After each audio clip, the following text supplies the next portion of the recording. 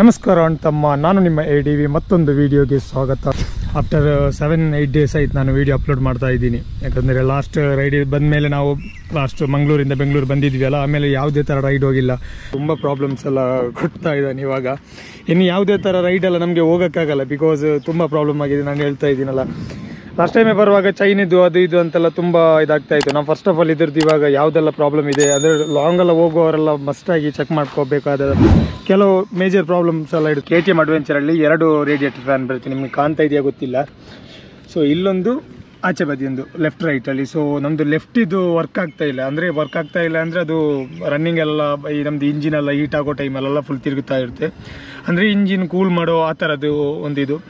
So ಅದು ಇವಾಗ ರೀಸೆಂಟಾಗಿ ನಂದು ನಾನು ಒಬ್ಸರ್ವ್ ಮಾಡಿದಾಗ ನಂಗೆ ಗೊತ್ತಾಯಿತು ರೈಟ್ ಮಾತ್ರ ಇದಾಗ್ತಾ ಇದೆ, ಲೆಫ್ಟ್ ಇದು ಏನೋ ಸಣ್ಣ ಪ್ರಾಬ್ಲಮ್ ಆಗಿದೆ ಅಥವಾ ಫ್ಯಾನೇ ಏನೋ ಹೋಗಿದೆ ಅಂತ ಗೊತ್ತಿಲ್ಲ. ಸೊ ಅದು ಹೋದ್ರೂ ಅದನ್ನು ಚೇಂಜ್ ಮಾಡಬೇಕಾಗೋ ಒಂದು ಸಿಚುವೇಶನ್. ಅಂದರೆ ಫ್ಯಾನಿಗೆಲ್ಲ ತುಂಬ ಏನೋ ಇದಾಗುತ್ತೆ, ಎಷ್ಟು ಏನಂತ ನಂಗೆ ಅದು ಪ್ಲ್ಯಾನಿಂಗ್ ಇಲ್ಲ, ಬಿಕಾಸ್ ಫಸ್ಟ್ ಟೈಮ್ ಈ ಥರ ಆಗ್ತಾ ಇದೆ.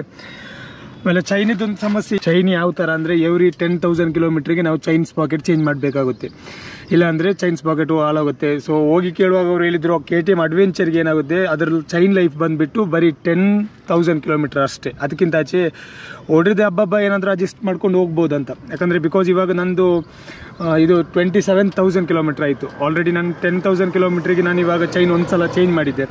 ಸೆಕೆಂಡ್ ಬಂದುಬಿಟ್ಟು 17,000 ಕಿಲೋಮೀಟ್ರ್ ಆಯಿತು. ಇನ್ನೂ ಅಂತೂ ಹೋಗೋಕ್ಕೆ ಆಗಲ್ಲ. ಅಂದರೆ ನಮಗೆ ಚೈನ್ದು ಏನಾದರೂ ಪ್ರಾಬ್ಲಮ್ ಬಂದಾಗ ನಮಗೆ ಚೈನ್ ಲೂಬಲ್ಲಿ ಹಾಕಿ ಓಡಿಸ್ಬೋದು, ಸೌಂಡ್ ಸ್ವಲ್ಪ ಕಡಿಮೆ ಆಗುತ್ತೆ. ಬಟ್ ಅದು ಚೈನದೊಂದು ಜಂಪ್ ಇರುತ್ತಲ್ಲ, ಅದು ರನ್ನಿಂಗಲ್ಲಿ ನಮಗೆ ಸೌಂಡ್ ಕೇಳ್ತಾ ಇರುತ್ತೆ, ಅದೊಂದು ಸೌಂಡ್ ಮಾಡ್ತಾ ಇರುತ್ತೆ. ಅದೊಂದು ನಮಗೆ ರೈಡಲ್ಲಿ ಎಲ್ಲ ತುಂಬ ಇಶ್ಯೂ ಕೊಡುತ್ತೆ. ಆಮೇಲೆ ಚೈನ್ದು ಸ್ಪಾಕೆಟ್ ಒಳಗಡೆ ಒಂದು ಬುಷ್ ಇರುತ್ತೆ, ಅದು ಹೋದ್ರೂ ಇದಾಗುತ್ತೆ. ಫಸ್ಟ್ ಚೈನ್ ಸ್ಪಾಕೆಟ್ ನಾವು ಚೇಂಜ್ ಮಾಡುವ ಮುಂಚೆ ಬುಷ್ ಕರೆಕ್ಟ್ ಇದೆಯಾ ನೋಡ್ಕೋಬೇಕು, ಯಾಕಂದರೆ ಚೈನ್ ಸ್ಪಾಕೆಟ್ ಹೋಗೋ ಮುಂಚೆ ಬುಷ್ ಹೋಗುತ್ತೆ. ನಂದು ಟೈರ್ ನಾನು ಹೇಳಿದ್ದೆ, ಬಟನ್ಸ್ ಬಂದುಬಿಟ್ಟು ಸೈಡ್ ಮಾತ್ರ ಹಂಗೆ ಇದೆ, ಮಿಡ್ಲೆಲ್ಲ ಹೋಗಿದೆ ಮಡ್ಗಾರ್ಡ್ ಪ್ರಾಬ್ಲಮಿಂದ. ಸೊ ಮಡ್ಗಾರ್ಡ್ ಫುಲ್ಲು ಇವಾಗ ಏನು ಮಾಡಬೇಕಂದ್ರೆ ನೆಕ್ಸ್ಟ್ ನಮ್ಮದು ಪ್ಲ್ಯಾನ್ ಏನಾದರೆ ಬಟನ್ಸ್ ಟೈರ್ ಹಾಕ್ತೀನಿ, ಇದೇ ಥರದ್ದು ಸೇಮ್ ಹಾಕ್ತೀನಿ ಚೇಂಜ್ ಮಾಡುವಾಗ. ಸೊ ಮಡ್ಗಾರ್ಡ್ ಇದೆಯಲ್ಲ ಇದನ್ನು ತೆಗೆಸ್ಬಿಟ್ಟು ನಮ್ಮದು ಆಫ್ ರೋಡ್ ಮಡ್ಗಾರ್ಡ್ ಮೇಲೆದ್ದೇನಾರು ಹಾಕ್ತೀನಿ ಅಂತ, ಓಕೆನಾ. ಬ್ರೇಕ್ ಪ್ಯಾಡ್ 2 ಬ್ರೇಕ್ ಪ್ಯಾಡ್ ಹೋಗಿದೆ, ಫ್ರಂಟ್ ಬ್ಯಾಕು ಫುಲ್ ಕಂಪ್ಲೀಟ್ ಆಗಿ ಹೋಗಿದೆ. ಆಮೇಲೆ ಇದ್ರದ್ದೊಂದು ಸೌಂಡ್ ಬರ್ತಾ ಇತ್ತು ಅಂತ ನಾನು ನಿಮಗೆ ಹೇಳ್ತಾ ಇದ್ದೆ. ಮತ್ತು ಯಾಕಂದರೆ ಒಂದ್ಸಲ ಹೋಗಿ ಕೇಳುವಾಗ ಅವ್ರು ಹೇಳಿದರು, ನೀವು ಇವಾಗ ಚೇಂಜ್ ಮಾಡಬೇಕಾದ್ರೆ ಫುಲ್ ಸಟ್ಟೆ ಬರುತ್ತೆ, ಸಟ್ಟೆ ಬರುವಾಗ ಅದರಲ್ಲಿ LED ಬರಲ್ಲ, LCD ಬರುತ್ತೆ ಅಂತ. ಸೊ ನಮಗೆ ಈ ಥರ ಮಾಡ್ಬೋದು. ಡ್ಯೂಕು ಇದು ಅಡ್ವೆಂಚರ್ 390 ತೆಗೆದು ಇದಕ್ಕೆ ಹಾಕ್ಬೋದು, ಆ ಥರನೂ ನಮಗೆ ಇದನ್ನು ಇದು ಮಾಡ್ಬೋದು. ಸೇಮ್ ಹಾಕಿದರೂ ಅದು LED ಬರಲ್ಲ, LCD ಬರುತ್ತೆ. ಆಮೇಲೆ ಮತ್ತೆ ತೆಗೆದು ನಾವು LED ಹಾಕುವಾಗ ಇದೇ ಥರ ಪ್ರಾಬ್ಲಮ್ ಆಗೋದು. ಅಂದರೆ ಏನಾಗುತ್ತೆ ಅಂದರೆ ನಾವು ಲಾಸ್ಟ್ ಟೈಮ್ LED ತೆಗುವಾಗ ಇಲ್ಲಿಂದ ಕ್ರ್ಯಾಕ್ ಬಂದಿತ್ತು, ಇದು ಬಂದುಬಿಟ್ಟು ಬೋಲ್ಟ್ ಬಂದುಬಿಟ್ಟು ನೆಟ್ಟೆಲ್ಲ ಇಲ್ಲಿರುತ್ತೆ, ಓಕೆನಾ. ಸೊ ಇದು ಗಮ್ಮಲ್ಲಿ ಅದರದ್ದೊಂದು ಫ್ಲೆಕ್ಸಿಬಿಲಿಟಿ ಇರುತ್ತೆ, ಅದು ಒಂದು ಸಲ ಓಪನ್ ಮಾಡಿದ್ರೆ ಮತ್ತೆ ಆ ಒಂದು ಇದು ಸಿಗಲ್ಲ, ಓಕೆ. ಸೊ ಹಾಗಾಗಿ ಅದು ಹೋಗಿದೆ. ಆಮೇಲೆ ಇನ್ನೊಂದು ಸಲ ಏನಾಗಿದೆ ಅಂದರೆ ಲಾಸ್ಟ್ ಟೈಮ್ ನಾನು ಊರಲ್ಲಿರುವಾಗ ಬೈಕ್ ನಿಲ್ಲಿಸಿರೋ ಟೈಮಲ್ಲಿ ಬೈಕ್ ಬಂದುಬಿಟ್ಟು ಬಿಡೋ ಟೈಮಲ್ಲಿ ಹ್ಯಾಂಡಲ್ ಬಾರ್ ಸ್ವಲ್ಪ ಬೆಂಡ್ ಆದಾಗೆ ಅಂತ ಥರ ಫೀಲ್ ಆಗುತ್ತೆ. ಅಂದರೆ ಬೆಂಡ್ ಆದಾಗೆ ಅಂತ ಗೊತ್ತಾಗ್ತಾ ಇಲ್ಲ, ಬಟ್ ರನ್ನಿಂಗಲ್ಲಿ ಹೋಗುವಾಗ ನನಗೆ ಒಳ್ಳೆ ಫೀಲ್ ಆಗ್ತಾ ಇದೆ, ಒಂದು ಸೈಡಿಗೆ ಇದಾಗ್ತಾ ಇದೆ. ಸೊ ಅದರದ್ದು ಏನಂತ ನೋಡ್ಕೋಬೇಕು. ಆಮೇಲೆ ಇಂಜಿನ್ ಆಯಿಲ್ ಚೇಂಜ್ ಮಾಡೋ ಟೈಮ್ ಆಗಿದೆ. ಇಂಜಿನ್ ಆಯಿಲ್ ಇವಾಗ ಕಂಪ್ಲೀಟಾಗಿ ಆಗ್ತಾ ಬಂತು ಅನಿಸುತ್ತೆ, ಕಾಣ್ತಾ ಇದೆಯಲ್ಲ, ಒಂದು ಸ್ವಲ್ಪ ಏನೋ ಇರಬೇಕು ಆಯಿಲ್, ಓಕೆನಾ. ಇದು ಚೇಂಜ್ ಮಾಡಬೇಕು. ಅಂದರೆ ಇನ್ನೂ ಇದು ಕಂಪ್ಲೀಟಾಗಿ ಸರಿಯಾಗದೆ ನನಗೆ ಎಲ್ಲೂ ಹೊರಗಡೆ ರೈಡ್ ಅಥವಾ ಬೇರೆ ಏನು ಹೋಗೋಕ್ಕಾಗಲ್ಲ. ಇನ್ನು ಮಿನಿಮಮ್ ಏನೂ ಇಲ್ಲಾಂದರೂ ಒಂದು 10,000 to 15,000 ಇವನಿಗೆ ಇವಾಗ ಸರ್ವಿಸ್ ಕಾಸ್ಟ್ ಬಂದೇ ಬರುತ್ತೆ. ಯಾಕಂದರೆ ಬರೀ ಮೇಜರ್ ಇವಾಗ 2 years ಆಯಿತು.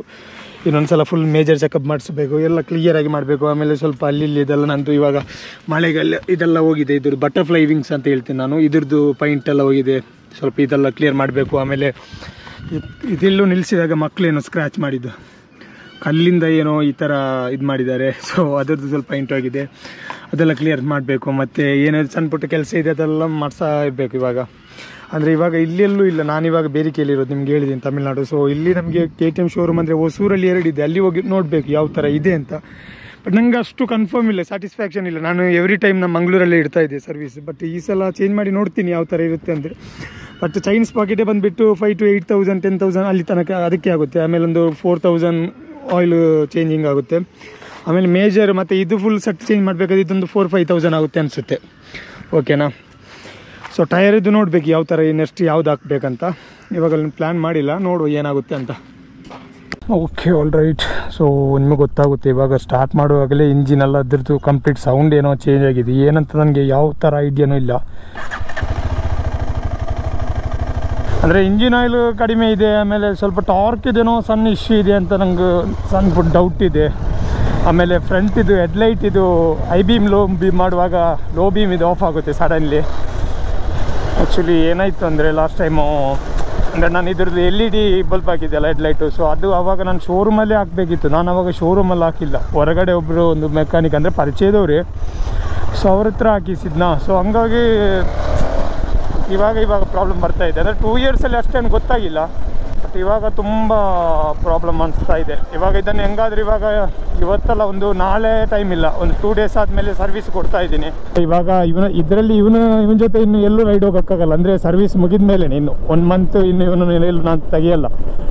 ಬಿಕಾಸ್ ಸರ್ವಿಸ್ ಆದಮೇಲೆ ಸ್ವಲ್ಪ ನನ್ನ ಪ್ಲ್ಯಾನಿಂಗ್ ಎಲ್ಲ ಬೇರೆ ಇದೆ, ಮಾಡಿಫಿಕೇಷನ್ ಬೇರೆ ಎಕ್ಸ್ಟ್ರಾ ಎಲ್ಲ ಮಾಡುವಂಥ ಪ್ಲ್ಯಾನಲ್ಲಿದ್ದೀನಿ. ಅಂದರೆ ಇನ್ನೂ ಲಾಂಗ್ ಎಲ್ಲ ಹೊಡೆಯೋ ಪ್ಲ್ಯಾನಲ್ಲಿದ್ದೀನಿ, ಟ್ರಿಪ್ಪೆಲ್ಲ ರೈಡೆಲ್ಲ ಟ್ರಾವೆಲ್ ಮಾಡೋ ಇದರಲ್ಲಿದ್ದೀನಿ. ಅಂದರೆ ಪ್ಲ್ಯಾನಿಂಗ್ ಇದೆ ಅಷ್ಟೇ. ಅಂದರೆ ಒಮ್ಮೆಲೆ ಯಾವುದೂ ಆಗಲ್ಲ, ಒಂದೊಂದಾಗಿಯೇ ಮಾಡಬೇಕು.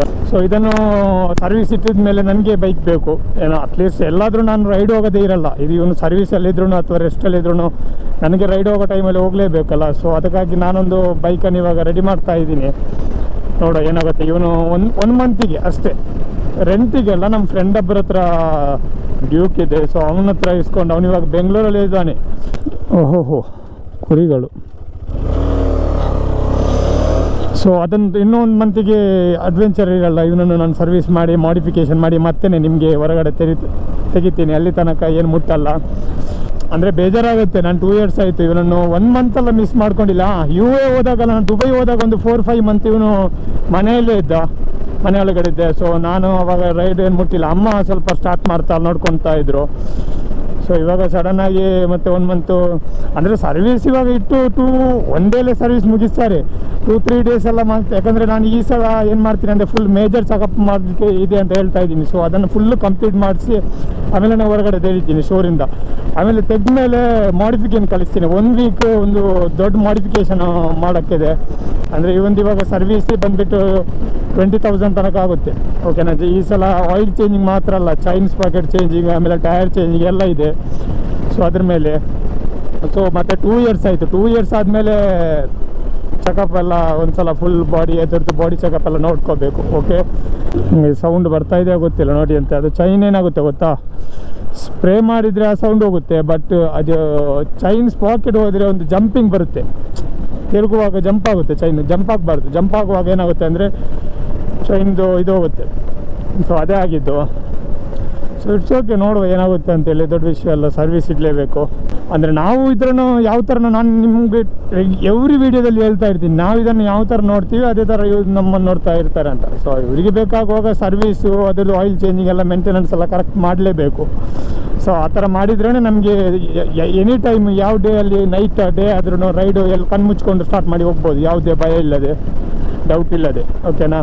ಬಿಕಾಸ್ ನಾನಿವಾಗ 2 ಇಯರ್ಸ್ ಆಯಿತು, 2 ಇಯರ್ಸ್ ಇವನ ಜೊತೆ ರೈಡ್ ಹೋಗ್ತಾ ಇದ್ದೀನಿ. ಬಟ್ 2 ಇಯರ್ಸಲ್ಲಿ ನನಗೆ ಯಾವುದೇ ಥರ ಕೈಗೋ ಒಂದು ಸಲ ಒಂದು ಪ್ರಾಬ್ಲಮ್ ಕೊಟ್ಟಿಲ್ಲ. ಯಾಕಂದರೆ ನಾನು ಇದ್ದದ್ದು ಕರೆಕ್ಟಾಗಿ ಮೇಂಟೆನೆನ್ಸ್, ಇದ್ರದ್ದು ಸರ್ವಿಸ್, ಬೇರೆ ಏನಾದರೂ ಇದೆಯಾ ಪ್ರಾಬ್ಲಮಲ್ಲಿ ಎಲ್ಲ ಕರೆಕ್ಟಾಗಿ ಅದರ ಟೈಮ್ ಟು ಟೈಮಿಗೆ ನೋಡ್ತಾ ಇರ್ತೀನಿ. ಸೊ ಆ ಒಂದು ರೀಸನ್ ಆಗಿ ಬೈಕು ಇವನು ಹೆಂಗಿದ್ದಾನೆ ಹಂಗೆ ಇದೆ. ನಾನು ಇವಾಗಲೂ ಹೇಳ್ತಾ ಇದ್ದೀನಿ, ಇವಾಗಲೂ ನಾನು ಸರ್ವಿಸ್ ಮಾಡಿಬಿಟ್ಟು ನನಗೆ ಇದು ಇಂಡಿಯಾ ಟ್ರಿಪ್ ಮಾಡೋದಾದರೂ ಕಣ್ಣು ಮುಚ್ಕೊಂಡು ಮಾಡ್ಬೋದು, ಇದರಲ್ಲಿ ಯಾವುದೇ ಪ್ರಾಬ್ಲಮ್ ಇಲ್ಲ. ಓಕೆ.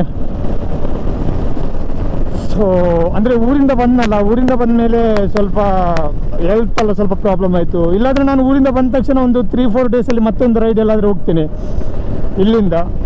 ಸೊ ಬಟ್ ಈ ಸಲ ಡೇನೂ ಹೋಗಿಲ್ಲ, ನೈಟ್ ಹೋಗಿರಲಿಲ್ಲ.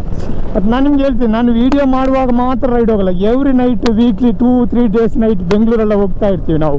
ಅಂದರೆ ಅವ್ರವ್ರ ಬೈಕಿದ್ದು ಪ್ರಾಬ್ಲಮ್ ಯಾವ ಥರ ಇರುತ್ತೆ ಅಂತ ಅವ್ರವ್ರಿಗೆ ಗೊತ್ತಿರುತ್ತೆ. ಇವಾಗ ಈ ನನ್ನ ಬೈಕಲ್ಲಿ ಇವಾಗ ಹೊಸಬ್ರು ಯಾರಾದರೂ ಕೂತ್ಕೊಂಡ್ರೆ ಅವ್ನಿಗೆ ಏನು ಪ್ರಾಬ್ಲಮ್ ಕಾಣಲ್ಲ, ಮಗ ಸಕ್ಕಾತಿದೆ ಒಳ್ಳೆ ಓಡುತ್ತೆ ಅಂತ ಹೇಳ್ತಾನೆ ಅಷ್ಟೇ. ಬಟ್ ನನ್ನ ಬೈಕಲ್ಲಿ ನಾನೇ ಕೂತ್ಕೊಂಡ್ರೆ ಮಾತ್ರ ಗೊತ್ತಾಗುತ್ತೆ ಏನೆಲ್ಲ ಪ್ರಾಬ್ಲಮ್ ಇದೆ ಇದರಲ್ಲಿ ಅಂತ, ಗೊತ್ತಾಯ್ತಾ. ಅದು ನಿಮ್ಮ ಬೈಕಲ್ಲಿ ನಿಮಗೆ ಗೊತ್ತಾಗುತ್ತೆ. ಆಲ್ ರೈಟ್ ಗಾಯ್ಸ್, ನೋಡಿದ್ರಲ್ಲ ಸ್ನೇಹಿತರೆ ಏನೇನು ಪ್ರಾಬ್ಲಮ್ ಇದೆ ಅಂತ. ಇನ್ನು ಸದ್ಯಕ್ಕೆ ನಾನು ಇವಾಗ ನೆಕ್ಸ್ಟ್ ವೀಡಿಯೋ ಇದ್ರದ್ದು ಸರ್ವಿಸ್ ಇದೆ ಮಾಡ್ತೀನಿ. ಸೊ ಇದೊಂದು ಮಂತ್ ಬ್ರೇಕಲ್ಲಿ ಇರುತ್ತೆ. ಇವನನ್ನು ಯಾವುದೇ ರೀಸನ್ನಲ್ಲಿ ಬೇರೆ ರೈಡಿಗೆ ಏನು ಹೋಗೋಕ್ಕೆ ಆಗೋ ಥರ ಇಲ್ಲ. ಸೊ ಬೇರೆ ಒಂದು ಬೈಕನ್ನು ನಾನು ಅರೇಂಜ್ ಮಾಡ್ತೀನಿ ಸದ್ಯಕ್ಕೆ ನಮಗೆ ರೈಡ್ ಅಥವಾ ಬ್ಲಾಗ್ ಮಾಡೋಕ್ಕೆ. ಸೊ ಇವನನ್ನು ಸಹ ಎಲ್ಲ ಫುಲ್ ಕ್ಲಿಯರಾಗಿ ಸರ್ವಿಸ್ ಮಾಡಿಫಿಕೇಷನ್ ಏನೆಲ್ಲ ಇದೆ ಎಲ್ಲ ಕಂಪ್ಲೀಟ್ ಮಾಡಿನೇ ಹೊರಗೆ ತರೋದು. ಓಕೆನಾ.